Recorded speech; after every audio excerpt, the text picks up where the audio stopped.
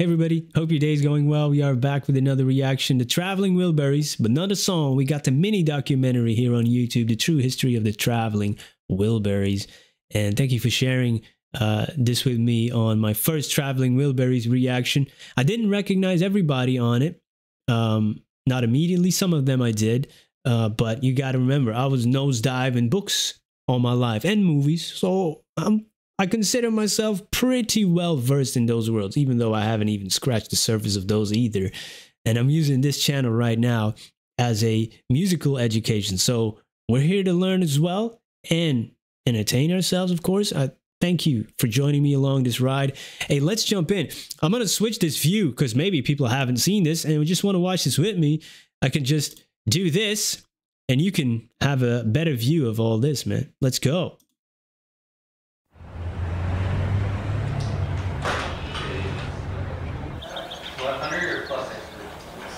1988. Does it say record in here, George? Is it supposed to say record in the viewfinder? Yeah, already see at the top.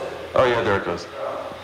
Okay, give me another reading for 100. The thing about the Wilburys for me is if we'd have tried to plan that, or if anybody had tried to, you know, say, let's form this band and get these people in it would never happen. It's impossible. And the thing happened completely just by magic, just by circumstances. Maybe there was a full moon that night or something like that. And it was quite a magical little thing, really.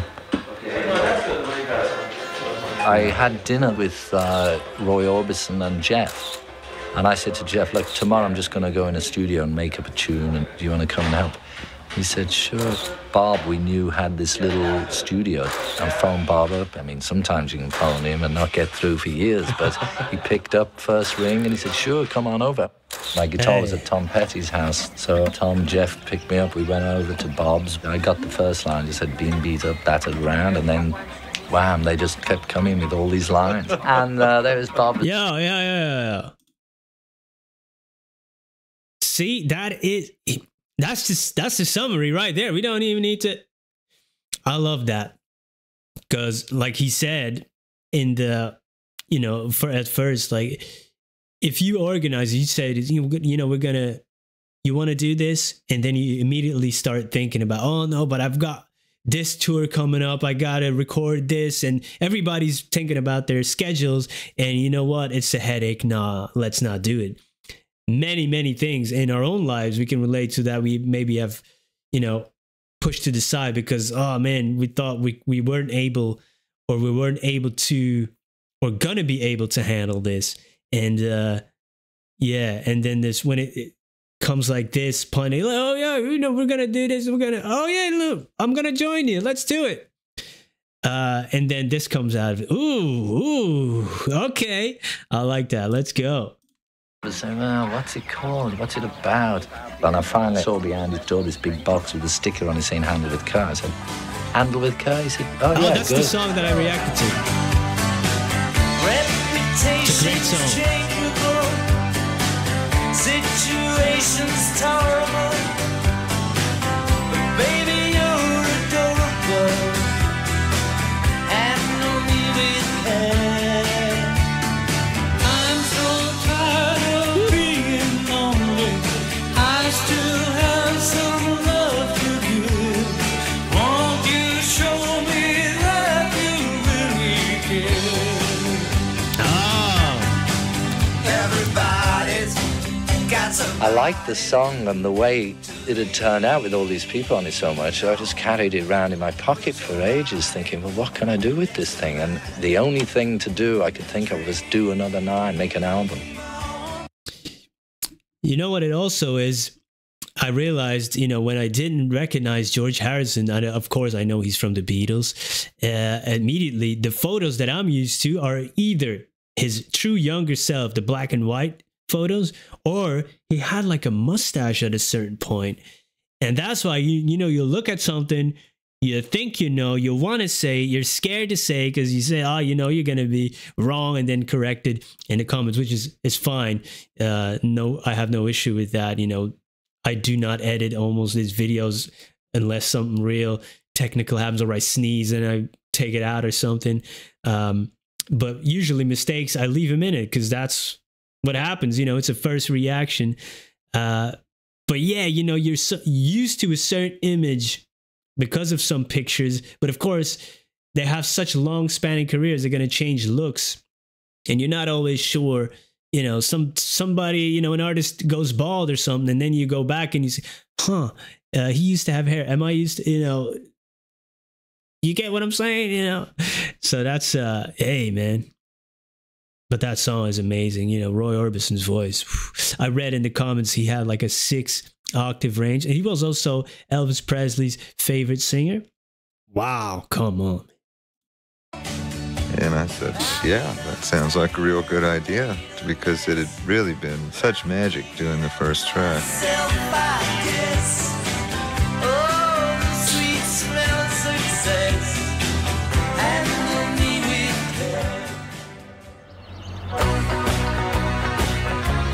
Bob had to go on the road end of May, so we just sort of said, okay, we'll meet on the 7th of May or something like that. All in a day's work for a Wilbury. And we had like 9 or 10 days that we knew we could get Bob for. And everybody else was relatively free. So we just said, well, let's do it. We'll just write a tune a day and do it that way. It was a tune very a day. exciting.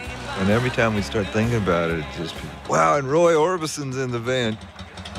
All we planned was which weeks that we were all available to get together. But apart from that, there was no other plan.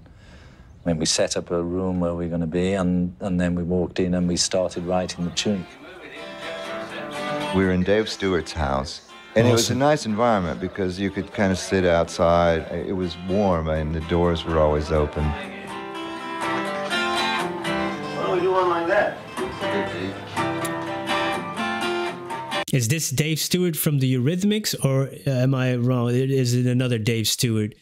I might be wrong on that one.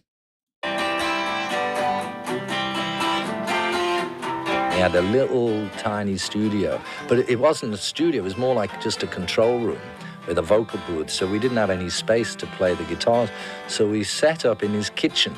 It wasn't soundproofed or anything, and we just put like 5 chairs around the kitchen and then put the microphones up, and that's it. So all them guitar parts, all them acoustic guitars were just in this kitchen. Awesome, man. We did for music. That's what it was all about. There wasn't a lot of deciding what to do. Not a lot of time spent planning out anything. So we just wrote the best songs that we could write and sang them as best we could. There at the bar when I got out of the car. Oh, no, she was long and tall. She was short and fat. She was dressed to kill. Yeah, that's good. She was Out to give me a thrill. over the hill. She was over the hill.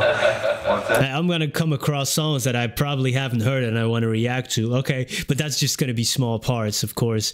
Hey, I love that the fact they didn't overthink it, just like with the planning of getting together and then also in the process of writing the songs. Yeah, man, that's how you get that true creativity. Let's go. That's fire. Love that. She was over the hill.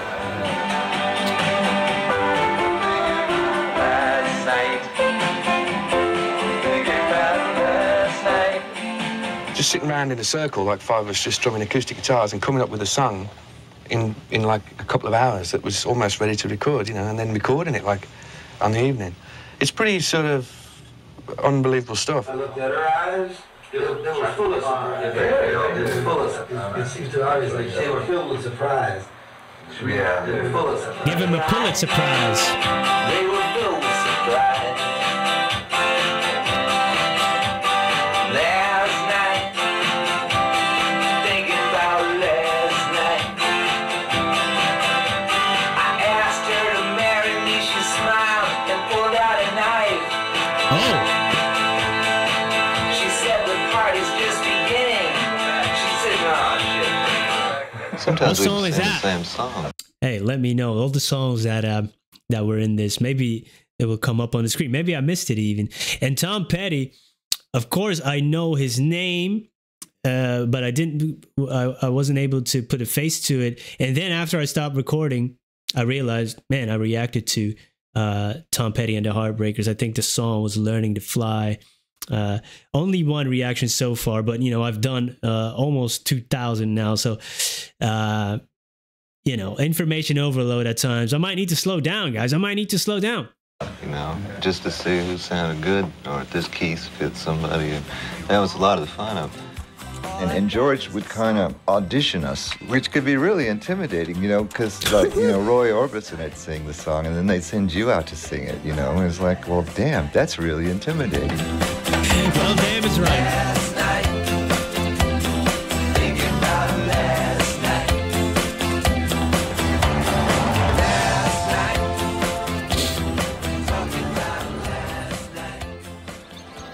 Tweeter and the Monkey Man. Oh, whoa, whoa, yeah. Tweeter and the Monkey Man was... I seen that in the recommendations. That sounded like an interesting... There was a little bit of info on that. Thank you for sharing that one. That sounded like a very interesting song. Like really Tom Petty and Bob. Well, Jeff and I were there too, but we just sitting around in the kitchen, and he, for some reason, was talking about all this stuff which didn't make much sense to me. You know, it was that Americana kind of stuff. And we got a tape cassette and put it on and then transcribed everything they were saying. Somebody said it might be the most Dylan-esque song on this album. I think someone said that. It was just fantastic watching him do it, because he had like one take warming himself up. And on take two, he sang that Tweeter and the Monkey Man right through. And then what he did was he changed some of the lyrics. Maybe in about 4 places he changed a couple of lines and improved them and dropped those lines in, and that's it. Legends. Let's get them near the souvenir stand. An ambulance come rolling in, the state trooper close behind. Tweeter took his gun and tied him up and treated him unkind. Undercover cop was left tied up to a tree. There's a souvenir stand by the abandoned factory. How's that? I'm getting some teasers here. Huh? Good? Yeah. I think it was good. Okay. The way he writes the words down, like very tiny, like a spider's written it. You know, you can't hardly read it. And that's the amazing thing. It's just unbelievable seeing how he did it.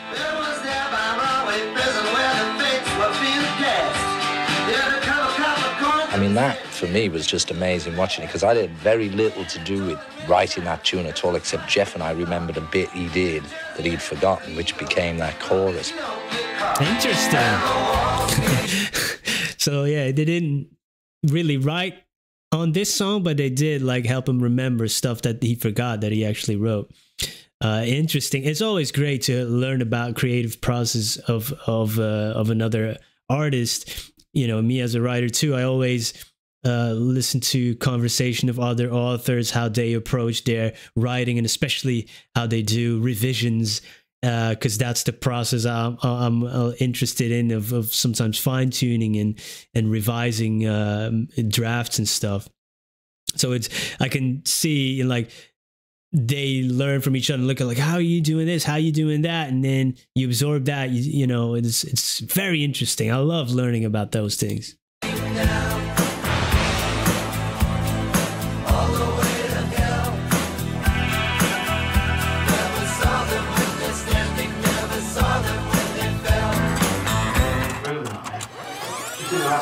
Was that it? That was it? That was it, yeah. Okay. Okay. Really not, man.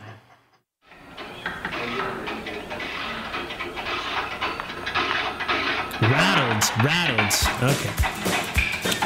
Jim started playing the shells, and it sounded great, you know, it sounded just like old Springs, but it sounded really good. It suited the track really well.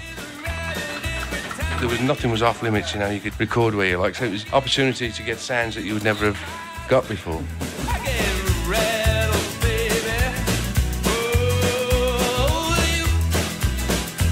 The sound of it, I think, is just so close to a good old rock and roll thing from like the late 50s. But partially is, I think, the guitars, the acoustics. And the fridge. I tell you, it's the great new sound, folks. What's happening? You know, it had to be a bit rough, but that was the fun about it. Wow. It's like the most basic rock and roll sound. Wow. Oh, I'm screwing it up here already with the new views. But That's so interesting. Like they can find music in anything. They just put a mic to it. And yeah, wow, that's in Rattled. And of course, it makes sense with that title as well. And man, I hope I remember all this by the time I get to these songs.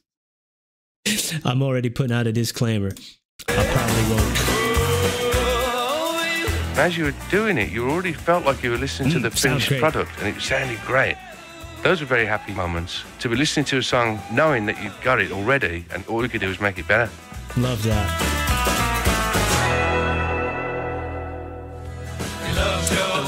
Dirty World.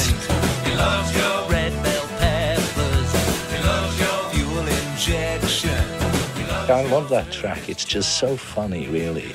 I mean, I don't know how other people write songs, but that bit, I just picked up a bunch of magazines and gave everybody a magazine. And I had some copies of Autosport. And they just started reading out little things like 5-speed gearbox and stuff like that. I had a camera up on that take when we were singing that. It's just a static shot through the window of us around the vocal mic. How do we do it? We just go around? I don't know. Yeah. Well, should we have a practice or something? Yeah, let's practice it once. Is everybody singing it or just saying it or what? I think we're singing it.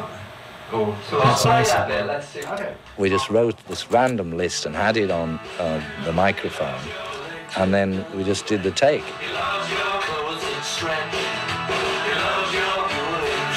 Every time it came round to Roy Orbison, he always got the trembling Wilbury, and it was just the funniest thing.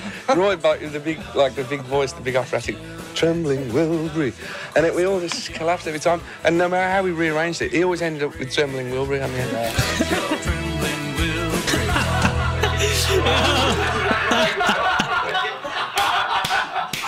That is hilarious, yeah. That is hilarious. Oh man, this moment alone makes it so worth it that I checked this out. Oh my god, it's hilarious. The trembling Wilbur, and it's also cool that they have their own aliases in this group as well. Each is a Wilbury. You know, I say Wilbury, tomato. Let's go, Wilbury. Oh, Morning, George. that was so How are you funny, today? man. Oh. It's about today, thanks, Tommy. Yeah. Not too bad. Not too bad. How about you, Roy? Rich t-shirt on. Hey Roy, that thing the other day we filmed when we were doing the Wilbury, I saw it back the other night. You were just in stitches. You got the line. I love your trembling Wilbury. Yeah. Through the trembling. And on another line Oh, too. you're trembling. Not even traveling. Trembling. The trembling Whichever way I Wilburys. went around, it was a conspiracy or something. But if we started to the left, I got the double line. If we started to the right, I got the double line. Oh my god. I am crying right now. I got tears. Oh my god.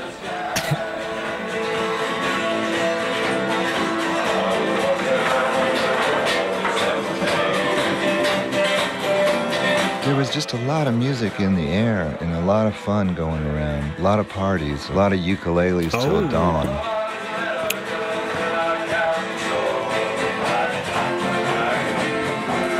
It wouldn't be unusual for Jeff and George to show up at my door with a case of beer and play ukuleles till dawn, with the children dropping like flies around us, and they'd just be tucked in a chair, and it'd be, Dad, I want to go home. No, just go to sleep, son. We're playing ukuleles now.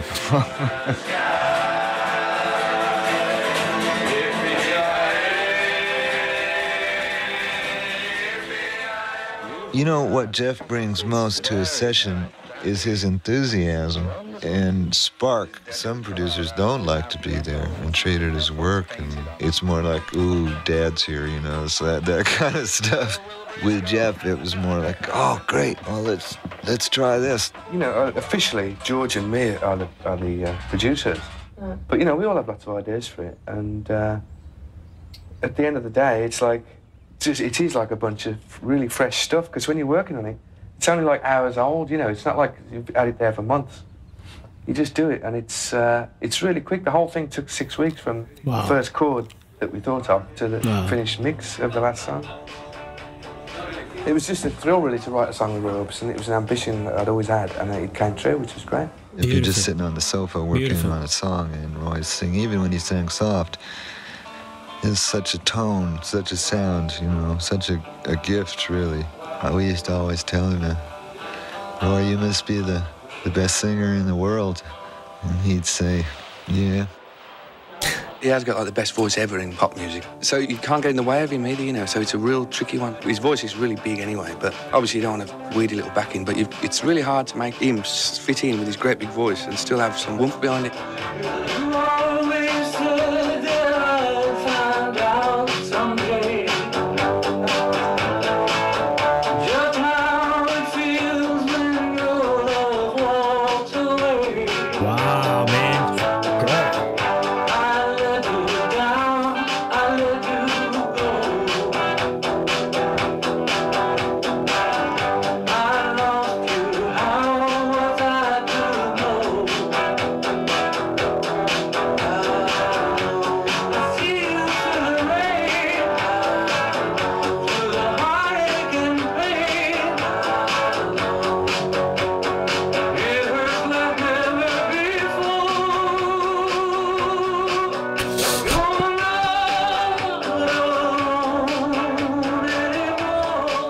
One night I broke into the studio to try this alternative chord pattern because that was one particular one I just couldn't come to terms with the way it was.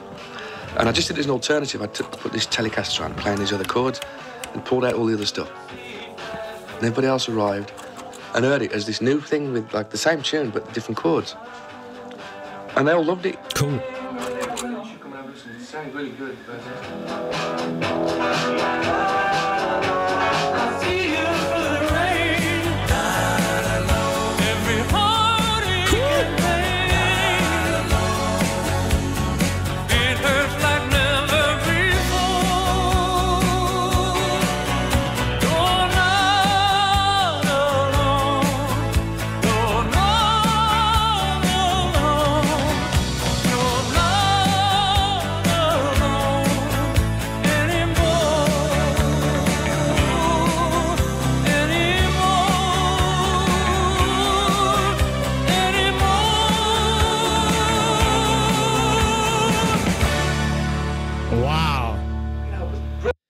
That is an amazing song. What was that? Alone? Something Alone? Oh, I already forgot. See how my memory goes? It's like a sieve nowadays.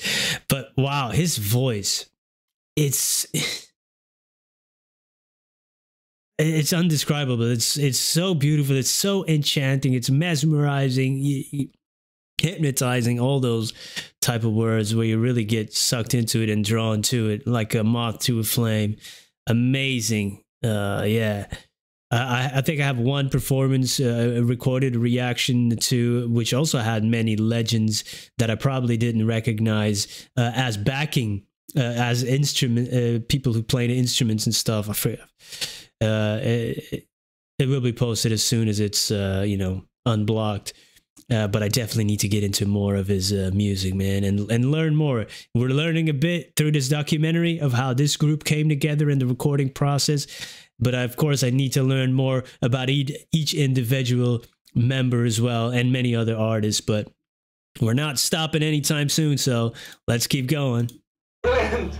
That was great. Awesome. Nice stuff there.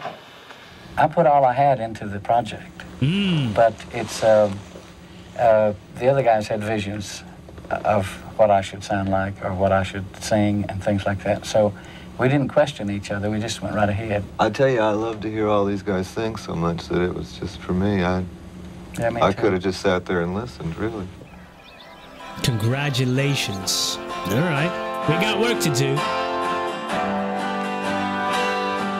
I think the tune on that one was, we worked out the tune straight off, together. But Bob basically had the idea for that.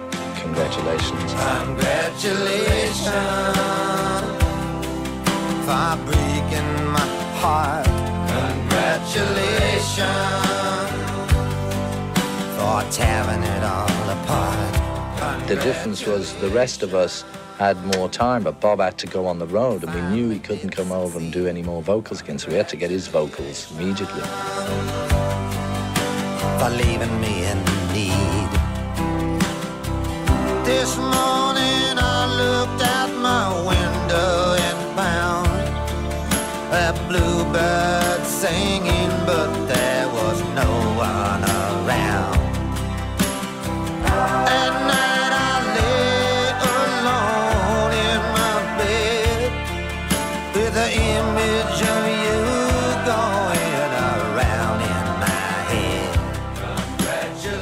most amazing things ever about the Wilburys was this poles apart thing of Roy and Bob Dylan. That's what I thought was wonderful. The best singer and the best lyricist, and they're both in the same group. Congratulations, you got a good deal. Congratulations, how good you must feel. Of course, you got to be honest. And he's saying the best singer in the world, best lyricist in the world, which is definitely, you know, I cannot argue against that. But if you hear them, you know, you can hear the difference. But, you know, when looking at Bob Dylan's writing, I'm not familiar with Roy Orbison's writing too much. I know a few songs. Great writing as well. But, you know, of course, Bob Dylan has that intricate, really complex, layered writing, which, you know, at first listen, sometimes like, whoa, what is he talking about? You know, you really need to rewind or reread the lyrics, re-listen over and over and over, and maybe you'll get some of it. In certain songs, you know, he probably has other type of songs too. I've only reacted to a few so far, but wow, it is amazing. Like all these legendary artists, you know, on their own coming together, even without knowing a lot of their history.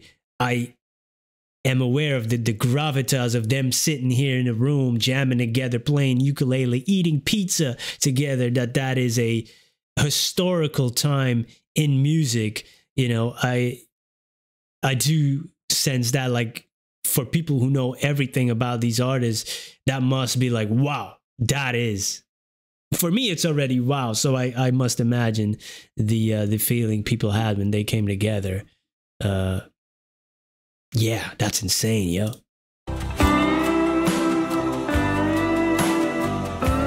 I think my least favorite thing was having to go on tour while the album was getting started. I couldn't wait to get back. I was really looking forward to getting down and making them into records, you know, all these tracks, what we could do on different songs, and we were so into it. George was so keen on the Wilburys, and so was I. I loved every minute of it. It was just beyond your wildest dreams.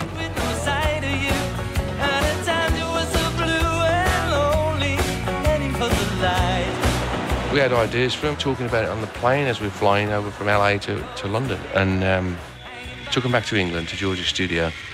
And to me, that's the most fun part. You just sort of throw them all up in the air and see which one you want to start with. But he's knocking them out of, you know, out of these rough, loads of guitars all banging away and making a nice piece out of it. It's a bit jazzy. Do you want to listen to it? Right, let's press record on that. Yeah, it was brilliant, the first part. Brilliant. Right, Tom, welcome to England. End of the line. I think, well, George actually came up with the idea for it, like the main chord sequence, and we all contributed words to it. But George came up with the initial idea of it. And we tried to do something different and have like a nice film of just playing, you know, playing and all nice shots of guitars and heads and feet and stuff. You can sit around and wait for the phone to ring, waiting for someone to tell you everything. Sit around and wonder what tomorrow will bring. Maybe a diamond ring. It worked. It's a really nice video. I'm really pleased with it because it's got a lot of quality photography. Well, you never got bored on one of those shoots because we'd hang out in dressing rooms or in a Winnebago or a trailer or whatever. And a lot of times the guitars would come out and be singing and laughing and jokes.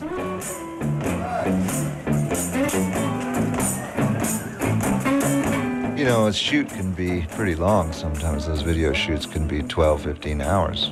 And I don't remember ever getting tired or bored. And with a ringleader like George, you're never really going to stop. And I think that's probably what elated George the most, was that his idea was working. It's not only all the fun he wanted to have, it was coming out really good.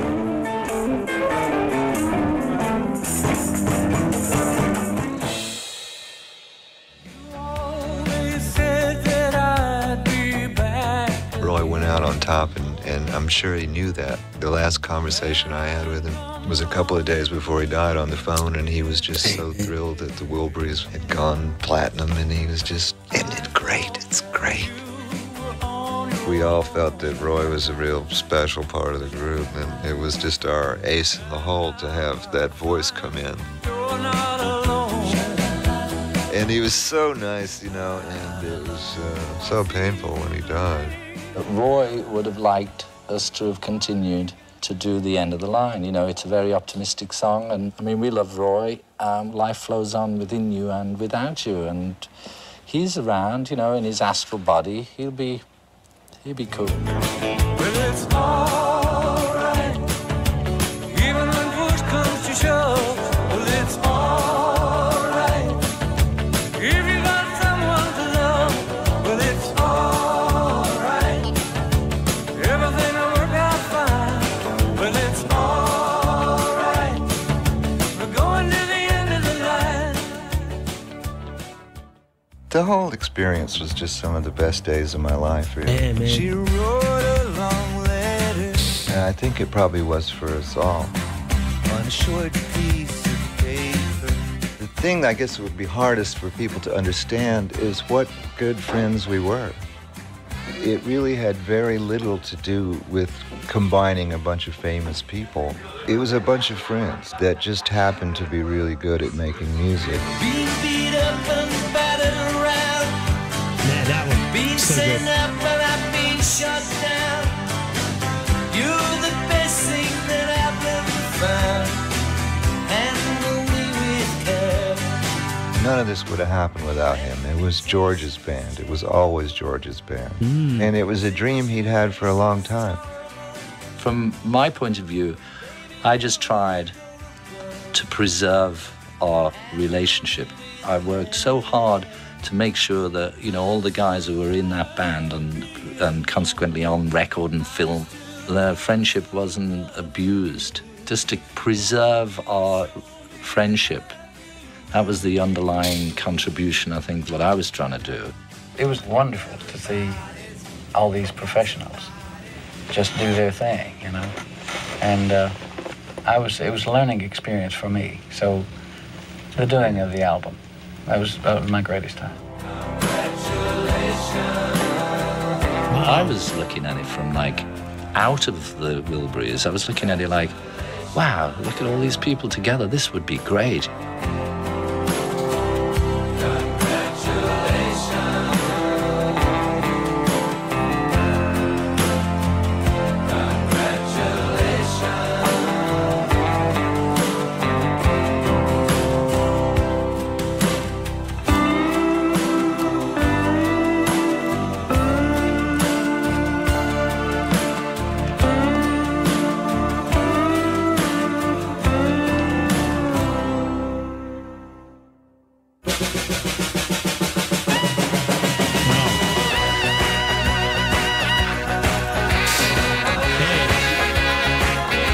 That was great to see.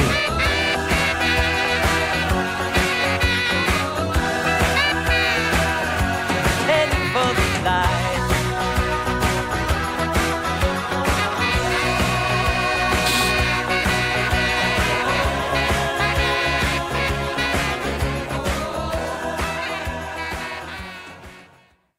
Wow. I didn't realize that Roy Orbison passed away so young.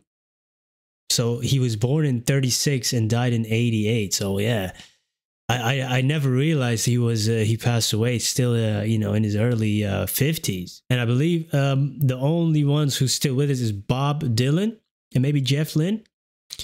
George Harrison passed away. Tom Petty passed away, unfortunately. So yeah, that's but somebody told me in the comments, we only have a limited amount of time, which is very true for all of us. But they did leave us with amazing music, you know, solo, with all their other projects. Of course, George Harrison was part of the Beatles too. He had solo music. So many things I can check out on this channel and learn about. It's a gift. It's truly a gift. So I'm very happy that I checked this out. There were some very funny moments in there. There were endearing moments. It's great that they captured this They did put a lot of work into, you know, they didn't overthink it and plan ahead a lot of the things, but, you know, going to that house and jamming together, writing him, you know, laying a rough, you know, recording of it on the acoustics, and then go to the studio, fly, you know, to London, I believe it was, and then recording and making music videos for it. You know, that's a lot of work. So they did put a lot of work into it, and I'm looking forward to discover more of these songs. We had a few teasers in there. So if I put first time hearing in the title, please forgive me, guys. I have heard just small snippets now of it, but by the time I get to them, I will probably forgotten most of it. But I'm looking forward to discover it, man. It's and there's these other super groups that I started to check out some, and I've read about some in the comments. Incredible stuff, man. I'm amazed every day by doing this, really, and thankful and grateful. So thank you for being here. Hope you have a great day, and see you in the next one. Goodbye.